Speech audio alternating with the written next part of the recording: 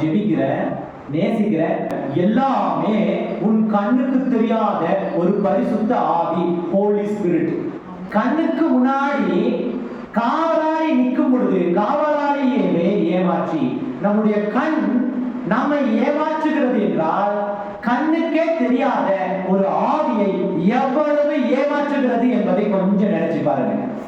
அந்த 10 கன்னிகைகளை பற்றி வேதத்தில் எழுதும் பொழுது 5 கன்னிகைகள் போனாங்க, 5 கன்னிகைகள் போல.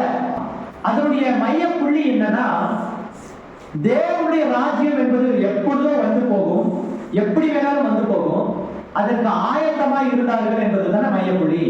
ஆயத்தம்னா என்னன்னா, நாம ஆண்டவருடைய சாட்சிகளை கண்ணால் கண்டு, அப்படிதான் பைபிள் சொல்லுது, நீ என் சாட்சியை கண்ணால் கண்டு சாட்சியிடுவாய், வாய் சாட்சியிடும்.